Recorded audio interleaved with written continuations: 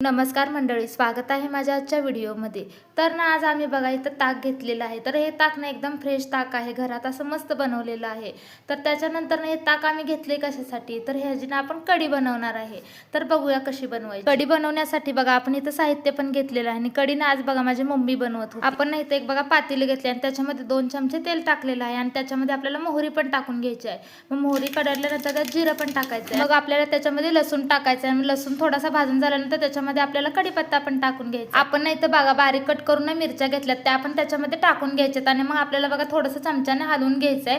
मग त्याच्यामध्ये ना आपल्याला बघा 1 चमचा इथं हळद टाकून घ्यायची आहे. आपल्याला ना थोडंसं बघा असं चमच्याने मिक्स करून ना त्याच्यामध्ये आपण घेतलेलं ताक आहे ना ओतून घ्यायचं आहे. मग ना आपलं बघा सगळं ओतून झालेलं आहे. तर तुम्ही बघू शकता आपली कढी एकदम अशी भारी दिसायला लागली आणि त्याच्यामध्ये ना आपल्याला बघा बारीक चिरलेली कोथिंबीर पण टाकून घ्यायची आहे. मग ना आपल्याला त्याच्यामध्ये चवीपुरतं मीठ टाकून घ्यायचं आहे आणि त्याच्यानंतर ना बघा ह्या कढीला उकळी येईपर्यंत आपण इथं बेसनचं पीठ ना घ्यायचं आहे. बघा बेसनचं पीठ आपण इथं चाळून घ्यायचं आहे. आपल्याला ना बेसनचं पीठ बघा इथं चाळून झालेलं आहे. तर आपल्याला ना त्याच्यामध्ये थोडंसं पाणी घालायचं आणि आपल्याला पाणी ना थोडंसंच घालायचं, जास्त पातळ आणि जास्त घट्ट पण करायचं नाही, मध्यम असं आपण बनवायचं. तर बघा असं आपलं मिश्रण बनवून झालेलं आहे. आता इथं बघा तुम्ही कढीला उकळी पण आलेली आहे आणि जे बेसन पीठ आहे ना आता ह्याच्यामध्ये आपल्याला ओतून घ्यायचं आहे. मग ना आपलं ओतून झाल्यानंतर ना असं चमच्यानं ना बघा हलवून घ्यायचं आहे. कढीला ना मग उकळी येऊन द्यायचं आहे. तर तुम्ही बघू शकता इथं ना कढीला उकळी आलेली आहे. कढीचा वास ना एकदम घरभर असा सुटलेला होता आणि कढी एकदा कधी खाईन असं झालेलं होतं.